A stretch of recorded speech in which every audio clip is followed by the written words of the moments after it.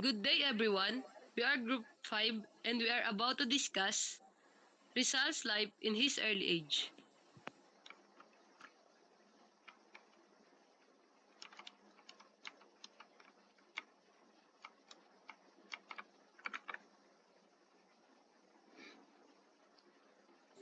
Table of Contents: The Childhood of Penum, Pilgrimage in Antipolo, The First Poem of Rizal, The Story of the Moth, Education in Calamba, Education in Binyan.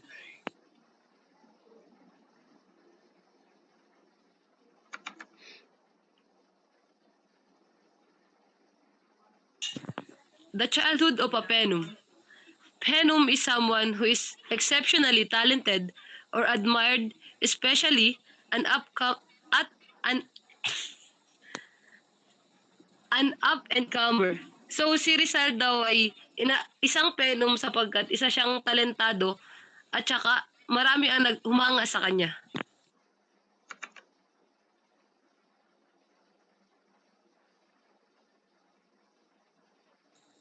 The first memory of Rizal in his infancy was his happy day in garden when he was 3 years old. So nung bata si Rizal ay ang pinakamasaya daw niyang alaala ay nung sa garden kasi marami dong mga halaman, tsaka meron din silang poultry. Tas si Rizal o mas kilala sa tawag na Pepe ay sakiting bata. Kaya yung tatay niya, ginawan siya ng kubo-kubo dun sa kanilang likod bahay na pwede niyang paglaruan kapag umaga.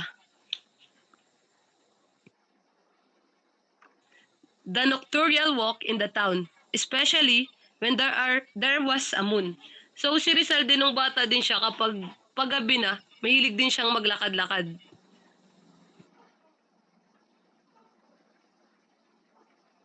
Aya, relating to the Rizal children, some fabulous stories, like those about fairies, tale of buried treasures, and trees blooming with diamond. So nung bata din si Rizal, mahilig din siyang magbasa ng mga kwento-kwento. The daily Angelus prayer in their home. Nung bata din si Rizal, nakagawian na nila nung nanay niya na tuwing hapon, nag-Angelus sila, nagatipon-tipon silang magkakapatid, tapos nagadasal silang magpamilya.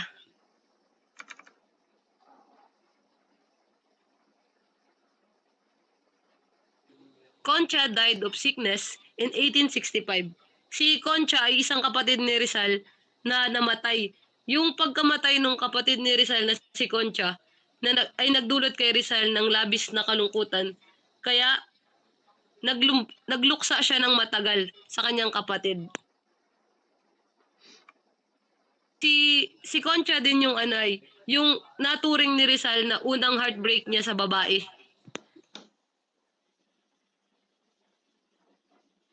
Rizal loved to go to the chapel, pray, participate in novenas, and join religious procession. Si Rizal din ay mahilig magpunta sa mga chapel, magdasal, tsaka makipag-participate sa mga nobena. Mahilig siya makisama sa mga activities na may kaugnayan sa religious beliefs ganon.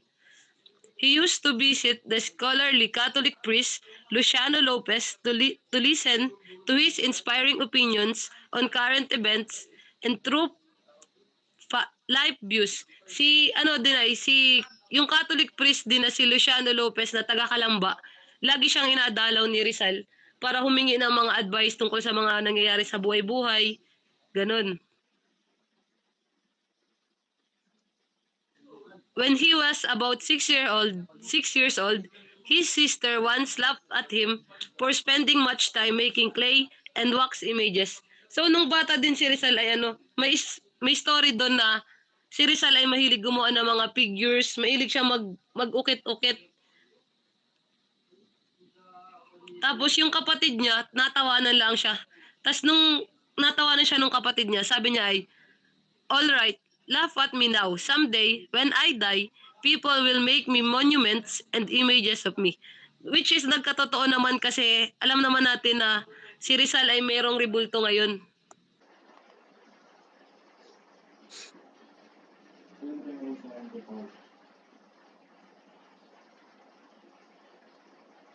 Pilgrimage in Antipolo. On June 6, 1868, Jose and his father left Calamba to go in pilgrimage in Antipolo. Nagpunta po sila ng kanyang tatay sa pilgrimage Antipolo dahil yun ang wish ng kanyang nanay nung siya ay pinanganak. It was his first trip across Laguna de Bay. After visiting the shrine, they went to Manila.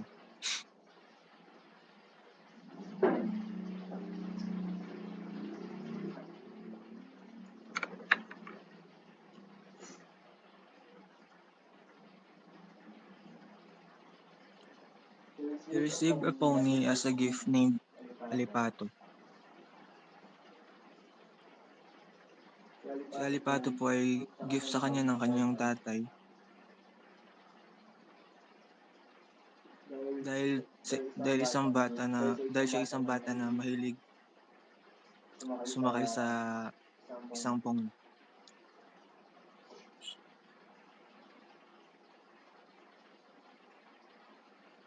Before before he was 8 years old, he had written a drama, some Cersei's Tagalog comedy, which performed at a local festival, and for the municipal captain rewarded, rewarded him with 2 pesos. Yung kanya pong drama na yun ay may pamagat na sa aking mga kababata. Ito po ay upang imulat ang mga kaisipan sa ideyang ang wika, ang daan tungo sa kalayaan at pagkakaisa. Pinaparating din po nito ang mensahe na sa murang edad dapat matuto na ang mga kabataan na maging bukas ang puso't isipan sa pagmahal sa sariling bayan.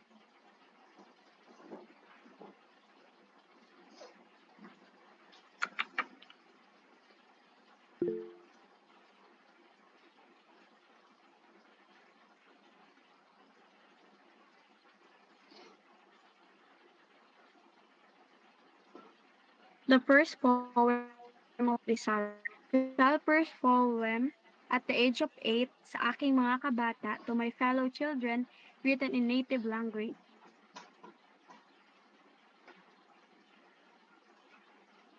It is a contrary to the former common knowledge, however, Rizal did not write the Filipino poem sa aking mga kababata o kabata. Pero ang napaniwalaan pa rin nila is na si Rizal yung nagsulat noong poem na yun nung siya ay 8 years old. And then, napublish yung sa aking mga kabata noong namatay si Rizal. Pero, ang sabi doon na si Rizal daw is na-encounter niya yung word na kalayaan nung siya ay 21 years old.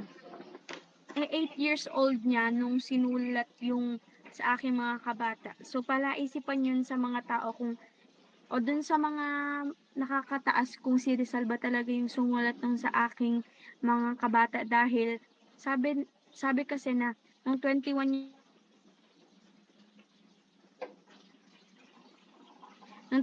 years old niya palang na-encounter yung word na kalayaan.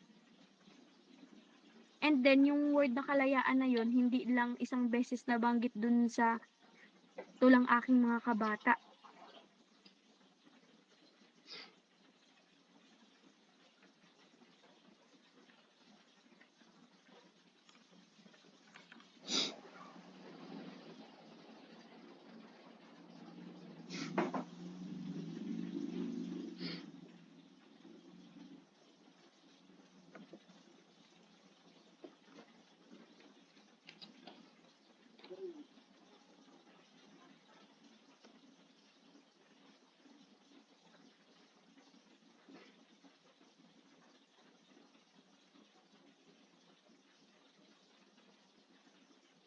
Dayang Rizal was also interested in magic. Kasi marami siyang nababasang libro about sa magic and then natutunan niya rin yung different tricks katulad ng coin disappear and yung handkerchief vanish in a thin air. Rizal maternal uncles who influenced him, Tio Jose Alberto who inspired him to cultivate his artistic ability, Tio Manuel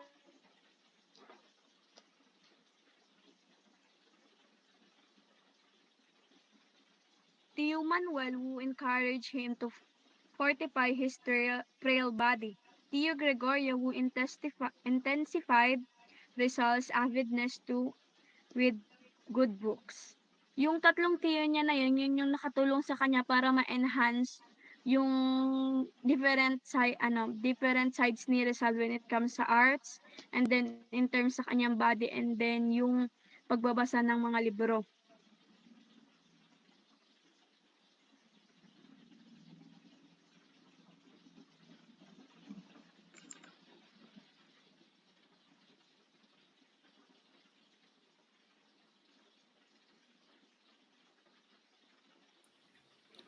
The story of the moth.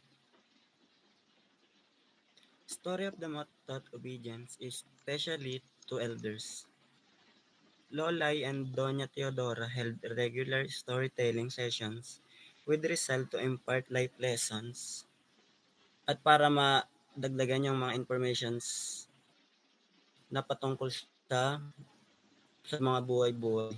She loved reading from the book Amigo de los Niños.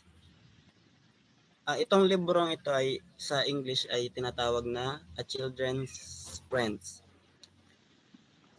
Scolded his son for drawing on the pages. To teach obedience to parents, she read a story from the book.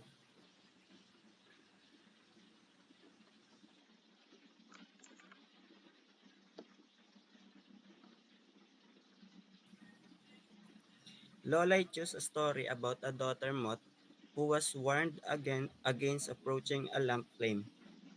Ito yung about sa dalawang gamo-gamo na nagapaikot-ikot sa flame. Yung matandang gamo-gamo, inasawa yung batang gamo-gamo na wag masyadong malapit dun sa flame para hindi ma-aksidente.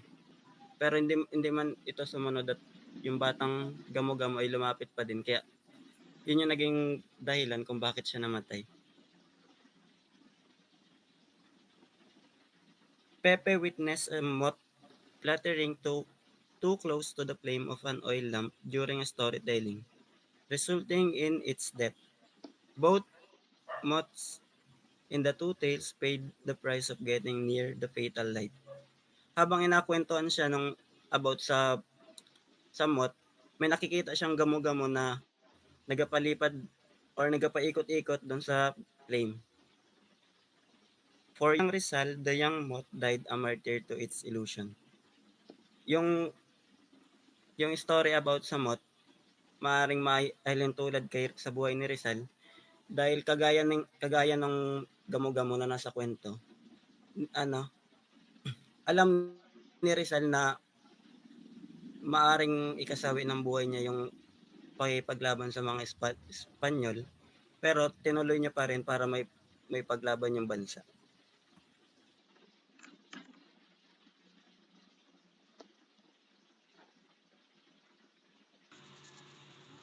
Years later, Rizal saw moth as an allegory for its destiny. Ito daw ay parang pagkakaroon ng mga taon, nakita ni Rizal ang mga gamo-gamo bilang simbolo ng kanyang kapalaran. And years have gone by. The boy is now a man who has traveled on steamships across vast waters. Despite learning lessons, he still values the purity of light, a lesson taught by his mother. He cherished his childlike heart and believes light is worth sacrificing for. Lumipas daw ng mga taon, yung isang batang lalaki ay nag-iisang lalaki na naglakbay sa barkong diistim sa malawak na karagatan. At saka sa kabila nito na matutulis na aral na natutunan niya, pinapahalagaan pa rin niya ang kalinisan ng liwanag. At isa din tong aral na ito nagturo ng kanyang ina. At pinapahalagaan din niya ang kanyang pusong parang bata at naniniwalang liwanag ay karapat dapat isakripisyo. Rizal learned from the story that to sacrifice one's life for an ideal is worthwhile. Ang natutunan ni Rizal mula sa kwento na ang pag-aali ng buhay parang isang ideal na ay isang mahalaga.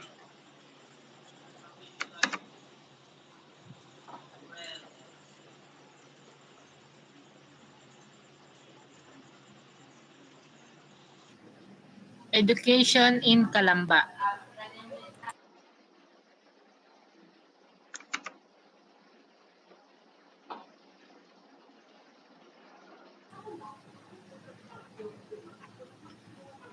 Doña Teodora was Rizal's first teacher. The first teacher of Jose Rizal was his mother, who has a remarkable woman and good character and fine culture. At ang mother din daw po ni Rizal ang nakadiscover ng talent sa larangan po ng poetry.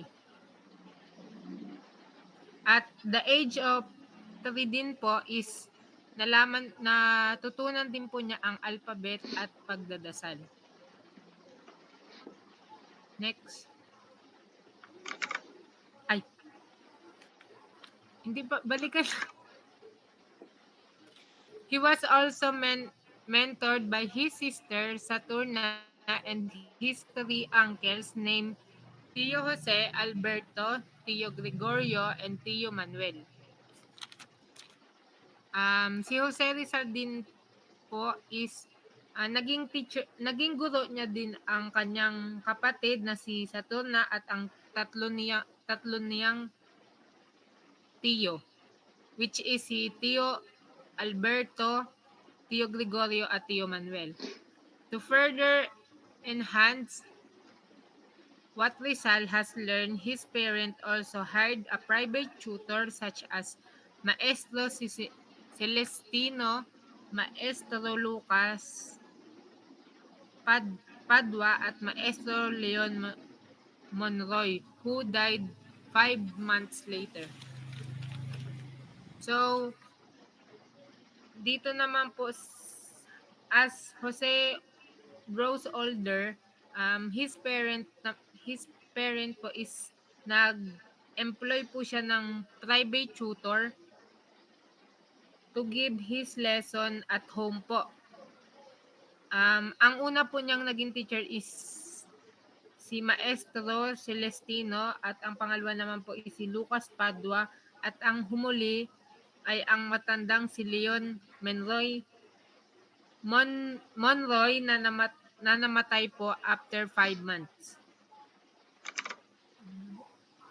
At nag-decide din at si Leon Monroy is nanirahan po din siya sa bahay nila Jose Rizal. Ano naman Binyan? Education in Binyan.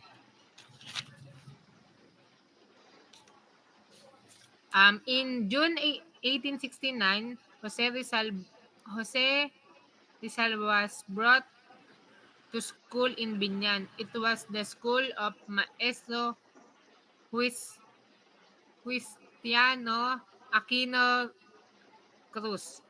So, nung June 1869 daw po is dinala si Rizal sa isang pribadong eskwelahan sa Binyan at ang nagmamay-ari po nito is si Maestro Huistiano Aquino Cruz. He challenged Pedro, the bully son of the teacher, to fight and beat him.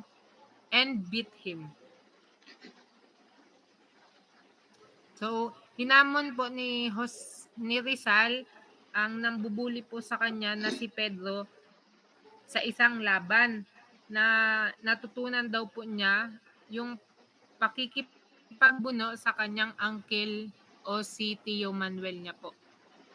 Maestro Cruz confirmed, was challenged by Andres Salandanan to unarmed wrestling and he was beaten.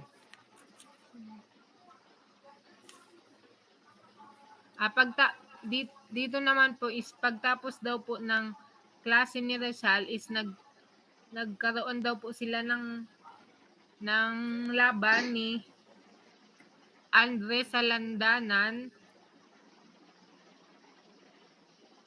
at doon po is natalo po si Rizal at halos mabangga na po ang kanyang ulo sa bangketa. Maestro Cruz confirmed that Jose Rizal has finished already all the needed circular works.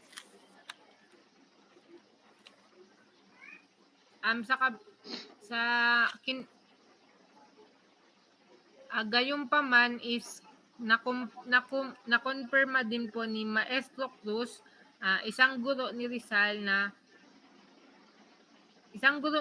sabi niya na natapos po ni Rizal ang lahat na kailangan niyang curriculum. Despite his wife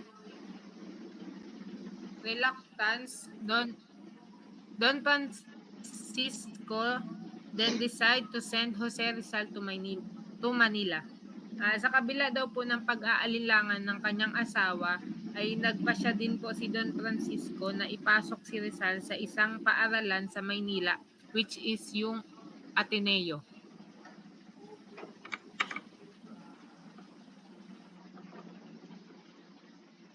Next na.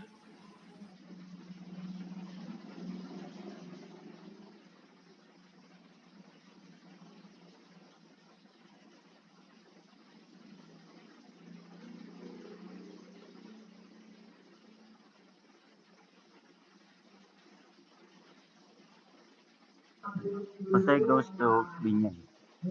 In June 1869, Jose, after kissing the hand of his parents and a tearful parting from his sister, left Calamba for Binyan. He was accompanied by Pasiano, who acted as his second father. The two brothers rode in a Paromata, reaching their destination after 1.5 hours drive.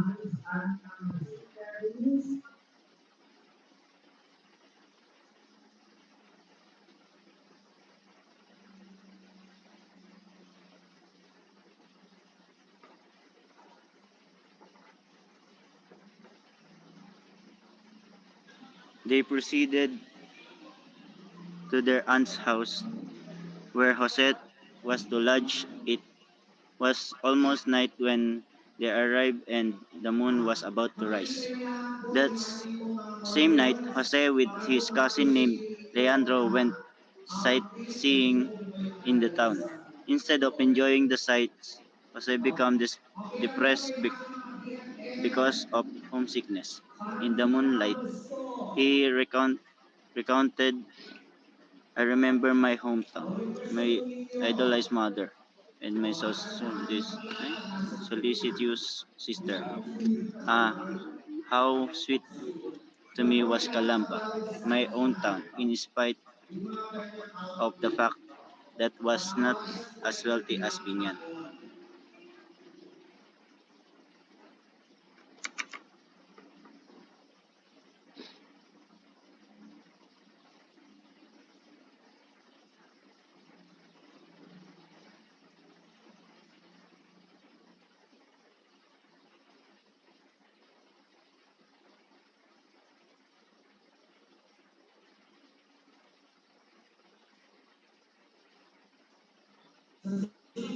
Monday, Pasiano brought his younger brother to school of Maestro Justiano Aquino Cruz.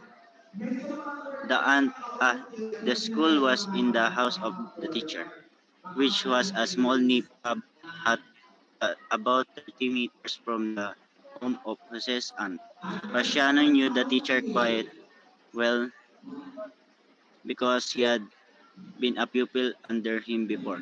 He introduced Jose to the teacher, after which he departed to return to Calamba. Immediately, Jose was assigned his seat in the class. The teacher asked him, "Do you know Spanish?" "A little, sir," replied the Calamba lad. "Do you know Latin?" "A little, sir." The boys in the class actually Pedro, the teacher, son laughed at Jose's answer.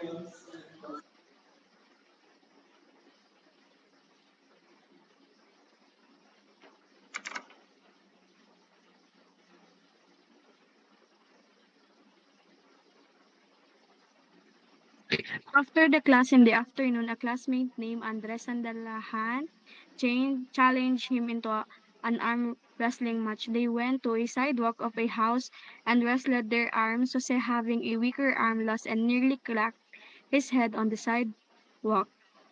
In succeeding days, he had other fights with the boys of Binyam. He was not quarrelsome by nature, but he never ran away from fight. Ito yung sa challenge siya ni Andres Salandanan na isa ding anak ng guro doon sa eskulang pinag-aaralan ni Rizal. Yung arm wrestling is yun yung punong braso. 'Di ba sinabi dun sa una na si Rizal is weak nung palang pagkapanganak niya kasi nung pinanganak siya may mamatay o mamatay yung nanay niya or siya. Kaya ayun yung nangyari, mahina si Rizal in terms sa kanyang body kaya siya naturuan ng kanyang mga tiyo.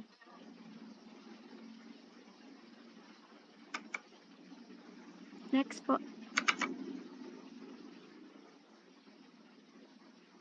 Best student in school. In academic studies, Jose beat all Binyan boys. He surpassed them all in Spanish, Latin, and other subjects. Di ba nung una, nung tinanong si Rizal, nung teacher niya kung matuto siyang mag-Spanish, matuto siyang mag-Latin, is, ang sabi niya is a little lang po.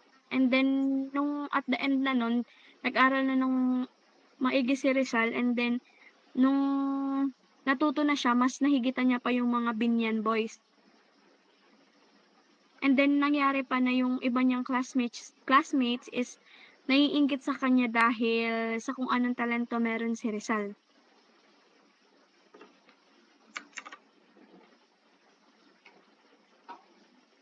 To summarize yung ating discussion po is, simula dun sa The Life of a Phenom, si Rizal is matatawag nating Phenom dahil sa mga kanyang nagawa. Nung bata si Rizal,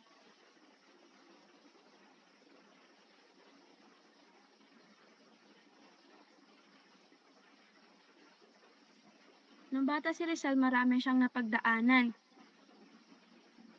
Nung pagkakaroon niya ng garden when he was 3 years old, and then pakikipag-participate niya sa pag-e-angelus kasama yung ibang mga bata sa kanilang mga bahay. Natuto din siya magbasa ng Spanish at the age of 5. Mahal din ni Rizal ang pagpa-participate sa novenas and the other religious processions. Doon naman sa pilgrimage in Antipolo, noong June 6, 1868, bumisita sila doon dahil nung napanganak si Rizal is muntika nang mamatay yung kaniyang nanay sa pag-aanak sa kanya dahil malaki yung ulo ni Rizal. And then dun sa first poem of Rizal, ni Rizal na Sa Aking Mga Kabata, doon nagsimula yung paghubog ni Rizal sa kanyang iba't ibang talento in terms sa larangan ng pagsulat and then sa kanyang talas ng isipan.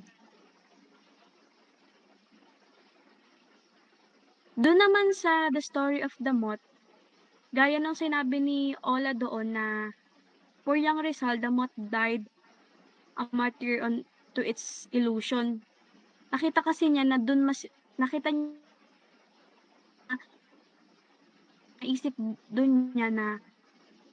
naisip niya yung liwanag na yun is may kapuntahan. Katulad ng ginawa ni Rizal.